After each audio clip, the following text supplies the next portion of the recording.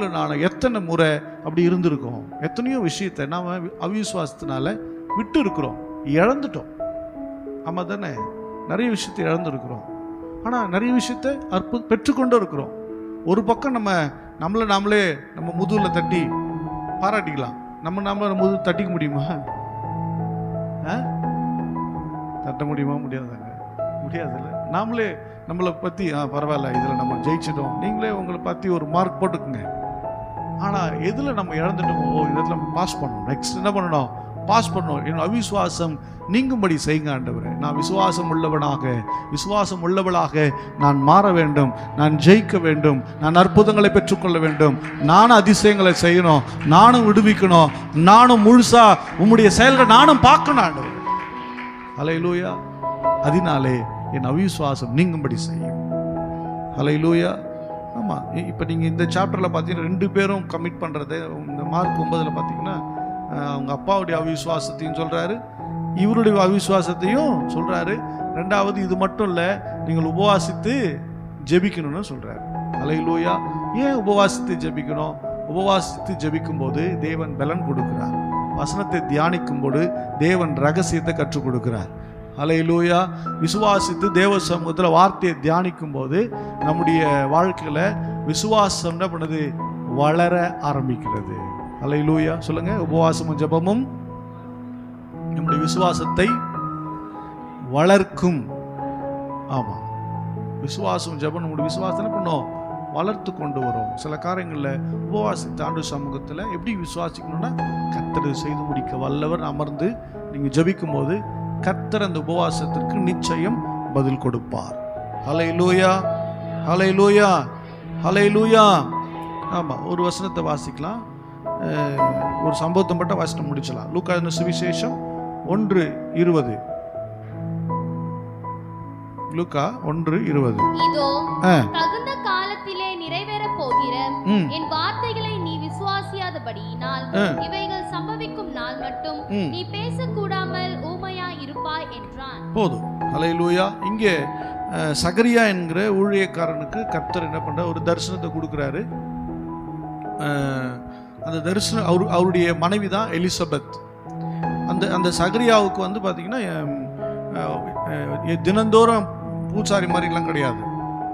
ஒவ்வொருத்தருக்கும் ஒரு முறை வரும். அது வாழ்நாளில் ஒரு முறை கிடைக்கும்.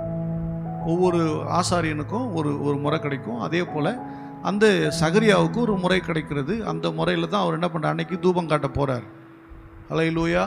மற்ற வேலைகள், ஆலயத்தின் வேலைகள் செய்யலாம். ஒரு முறை அவங்க சாப்டரில் சீட்டு போட்டு தேர்ந்தெடுப்பாங்க. அது ஒரு முறை தான். அப்படி கிடைக்கிற நேரத்தில் கர்த்தருடைய தூதனை அனுப்பி சொல்கிறாரு, உனக்கு ஒரு பிள்ளை பிறக்க போது, அவன் கர்த்தருக்கு முன்பு எப்படி இருப்பான்? பெரியவனாக இருப்பான் அப்படின்னு சொன்ன உடனே அவர் அதை நம்பவே இல்லை. ஏன்னா என்னுடைய மனைவி வயசாயிட்டா, அவள் அபவ் 80, 80 வயசுக்கு மேலே அவளுக்கு என்ன ஆயிடுச்சு? வயசாகிடுச்சு, அவளுக்கு பிள்ளை பிறகு சாத்தியம் இல்லை அப்படின்னு சொல்லி அவர் வந்து அங்கே பேசுகிறதையும் பாருங்களேன். 18 படிங்க, பார்க்கலாம், படிச்சிடலாம் அதை. அப்பொழுது சகரியா தேவதூதனை நோக்கி, இதை நான் எதினால் அறிவேன்? நான் கிழவனாய் இருக்கிறேன், என் மனைவியும் வயது சென்றவளாய் இருக்கிறாளே என்றான். போதும். ஹல்லேலூயா. அப்போ இதனால் அவர் சொல்றாரு, வாய்ப்பு இல்லை, நானும் வயசாயிட்டேன், கிழவனாயிட்டேன், என் மனைவி வயசாயிடுச்சு, அப்படி நிறைவேறதுக்கு வாய்ப்பு இல்லை. யார் சொல்றா? யாரோ ஒரு வேலைக்காரன் வந்து சொல்ல, தேவனுடைய தூதன் சொல்லுகிறார். ஹல்லேலூயா. சில நேரங்களில் கர்த்தர் தம்முடைய வார்த்தையினால பேசியோ நிறைய பேர் அதை விசுவாசிக்க மறுக்கிறார்கள். நிறைய பேர் அந்த விசுவாசத்தின் வார்த்தைகளை தேவன் பேசுகிறத மறுக்கிறாங்க, அவாய்ட் பண்ணுறாங்க, தள்ளி விடுறாங்க. அதனால ஒரு நன்மையும் கிடைக்க போகிறது இல்லை. அதனால அவன் என்ன ஆயிட்டானா, இந்த வார்த்தை நிறைவேற வரலையும் நீ என்ன பண்ணோம்? ஊமையாக தான் இருப்ப. ஊமையாயிட்டான். ஒரு சகரியா தேவனுடைய ஆலயத்தில் போய் தூபம் காட்டின ஒரு மனுஷன் வெளியே வரும்போது ஊமையாக வரான். இப்போ எல்லாம் வெளியே வந்துட்டு, என்ன சகரியா சாப்பிட்டியானா? பே தான். உள்ள என்ன நடந்துச்சு? பே இப்படிதான். சில நேரங்களில் நாம் தேவனுடைய வார்த்தையை விசுவாசிக்காத போது நம்முடைய வாழ்க்கையில் நிறைய பேன்னு ஆயிடுது. சில காரியங்களை பார்க்க முடியல, நாம் பேசுறது யாருக்கும் புரியல, நம்ம சில விஷயங்களை வெளியாட்டி என்ன பண்ண முடியல, சொல்லியும் புரிய வைக்க முடியல. ஏன்னா அவங்க தேவனுடைய வார்த்தையை விசுவாசிக்கல. அது நம்ம சொல்லி புரியாத போது நம்ம ஒன்றும் செய்ய முடிகிறதில்லை. அது ஆசாரியனே ஆனாலும் அதுதான். ஹல்லேலூயா. காலம் வருகிறது இப்போ ஒவ்வொரு நாளும் ஒரு ஊமையா இந்த கிட்டத்தட்ட 280 நாள், அதாவது ஒரு குழந்தை பேர் நாள், அந்த 280 நாள் தானே?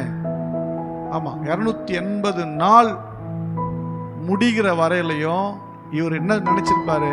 ஆண்டவரே, நீங்க சொன்னதை நான் விசுவாசிக்காம போயிட்டேனே, நீங்க சொன்னதை நான் விசுவாசிக்காம போயிட்டேனே. இப்பொழுது இந்த 280 நாளும் இவருக்குள் விசுவாசம் கருத்தரித்து உருவாகி கொண்டு 280வது நாள் வெளிவருகிறது ஒரு குழந்தையாக. ஹல்லேலூயா.